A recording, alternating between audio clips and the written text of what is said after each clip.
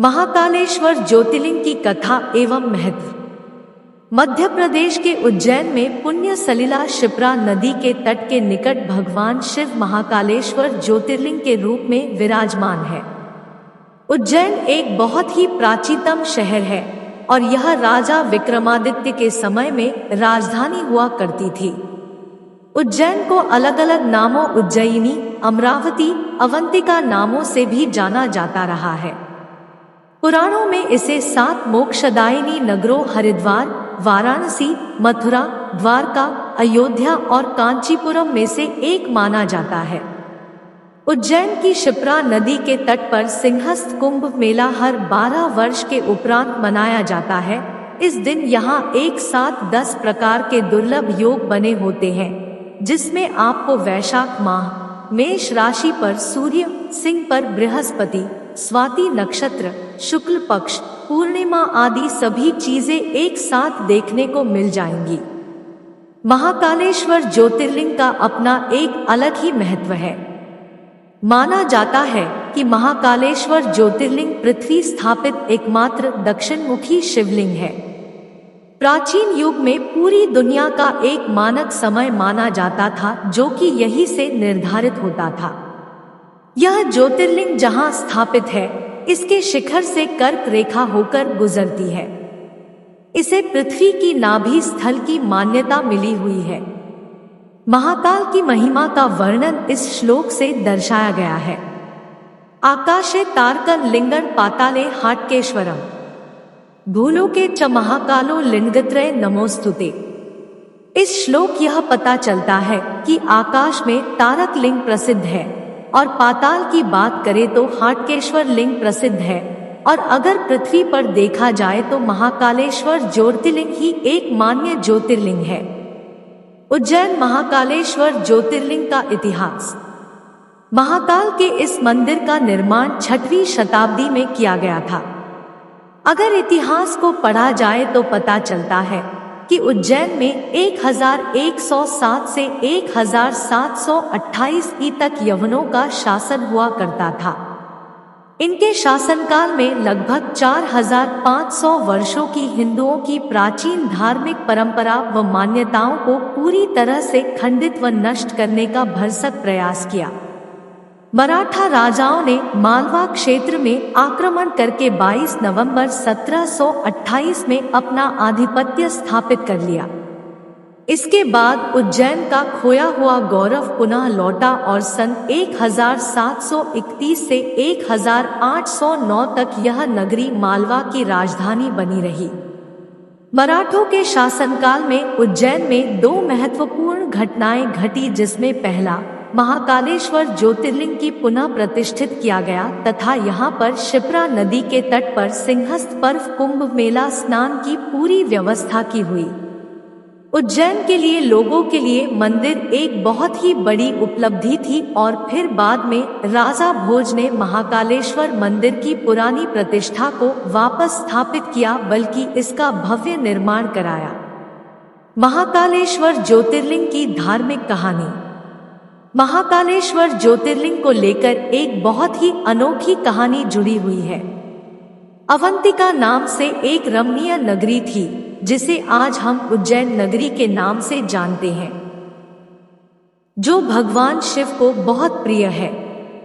शिव पुराण के कोटि रुद्र संहिता में महाकालेश्वर ज्योतिर्लिंग की कथा का विस्तार से वर्णन किया गया है। इसी नगरी में एक बहुत ज्ञानी व शिवभक्त ब्राह्मण रहता था। इनका नाम वेदप्रिय था।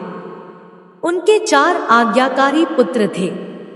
यह भगवान शिव के बहुत बड़े भक्त थे। वह हर रोज पार्थिव शिवलिंग बनाकर विधिपूर्वक पूजा किया करते थे। रत्नमाल पर्वत पर एक दूषण नाम का राक्षस रहता था, जिसको ब्रह्मा जी से वरदान प्राप्त था। वह वरदान के अहंकार में वह धार्मिक व्यक्तियों को परेशान करता था।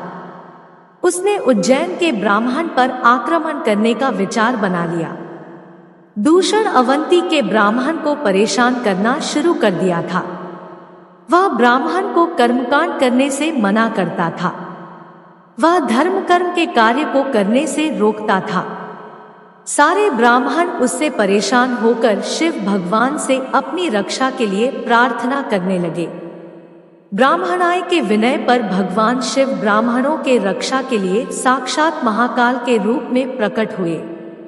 शिव भगवान ने अपने शक्ति से दूषण को भस्म कर दिया। भक्तों ने भगवान शिव से वहीं स्थापित होने की प्रार्थना की तो भगवान शिव वहां पर ज्योतिर्लिंग के रूप में विराजमान हो गए। इसी वजह से इस जगह का नाम महाकालेश्वर पड़ गया, जिसे आप महाकालेश्वर ज्योतिर्लिंग के नाम से जानते हैं। महाकालेश्वर ज्योतिर्लिंग से जुड़े रोचक व महत्वपूर्ण तथ्य। एक महाकालेश्वर मंदिर के रोचक तथ्यों में से एक तत्व भस्म आरती भी है। भस्म आरती की कहानी शिवलिंग की स्थापना से ही देखी जाती है। राजा चंद्रसेन शिव बहुत बड़े उपासक माने जाते थे। प्राचीन समय में शमशान की भस्म से ही श्रृंगार किया जाता था, लेकिन अब कपिला गाय के गोबर, शमी, पीपल के पत्ते, बड़, पलाश, बेर की लकड़ी, अमलतास आदि को जलाकर भस्म तैयार की जाती है, जिसको शास्त्रे में भस्म के समान ही महत्व दिया गया है। रोज सुबह भोर से पहले सुबह 4 बजे आरती की जाती है और विधिवत तरीके से मंत्र के उच्चारण द्वारा भस्म चढ़ाई जाती है। 3 महाकालेश्वर ज्योतिर्लिंग से एक बहुत ही रहस्यमयी और रोचक तथ्य यह है कि ऐसा माना जाता है कि इस मंदिर के पास व उज्जैन नगरी में कोई भी राजा या मंत्री रात नहीं गुजार सकता है, और यदि कोई ऐसा करता है तो इसे इसकी भारी कीमत व दंड भुगतना पड़ता है। कहा जाता है यहाँ के राजा महाकाल स्वयं है। इसको लेकर बहुत सारे उदाहरण भी प्रसिद्ध है। एक बार की बात है, देश के चौथे प्रधानमंत्री यहाँ पर एक रात गुजारी थी तो अगले दिन ही उनकी सरकार गिर गई थी। 4 महाकालेश्वर एक बहुत ही विशाल परिसर में मौजूद है। वहाँ पर बहुत सारे देवी देवताओं के छोटे बड़े बहुत सारे मंदिर हैं। मंदिर में प्रवेश करने के लिए आपको मुख्य द्वार से गर्भगृह तक की दूरी तय करना पड़ता है।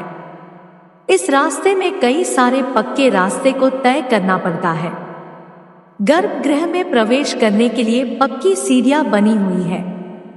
5 मंदिर में एक प्राचीन कुंड स्थित है वर्तमान में, जहां महाकालेश्वर ज्योतिर्लिंग विद्यमान है।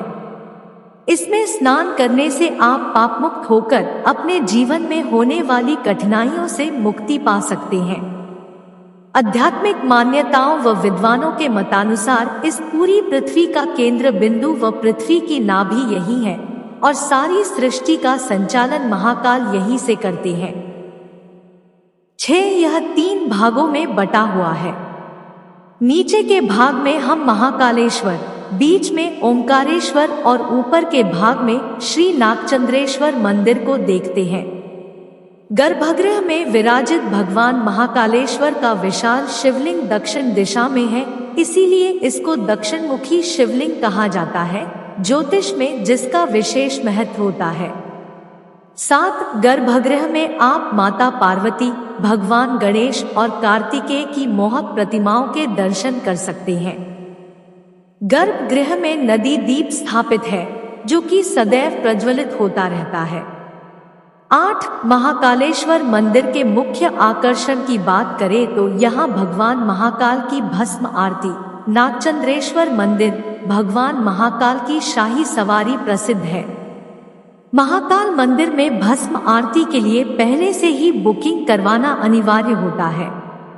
उज्जैनी नगरी में हरसिद्धि, काल भैरव, विक्रांत भैवर के मंदिर स्थापित है। हर 12 वर्ष के बाद पड़ने वाला कुंभ मेला यहाँ का सबसे बड़ा मेला है, जिसमें देश विदेश से कई साधु संत आते हैं और बहुत ही ज्यादा तादाद में श्रद्धालुओं का जमावड़ा लगता है। 10 महाकालेश्वर उज्जैन के प्राचीन नागेश्वर मंदिर को साल में एक बार ही दर्शन के लिए केवल नागपंचमी के उपलक्ष्य पर श्रद्धालुओं के लिए खोला जाता है। इसी के साथ साथ श्रावण मास में भगवान महाकाल की शाही भव्य सवारी भी निकाली जाती है। हर सोमवती अमावस पर उज्जैन में श्रद्धालु पुण्य सलिला शिप्रा स्नान के लिए पधारते हैं। फागुन पक्ष की पंचमी से लेकर नवरात्रि महोत्सव तक महाकालेश्वर ज्योतिर्लिंग के विशेष दर्शन, पूजन व रुद्राभिषेक किया जाता है। जय श्री महाकालेश्वर।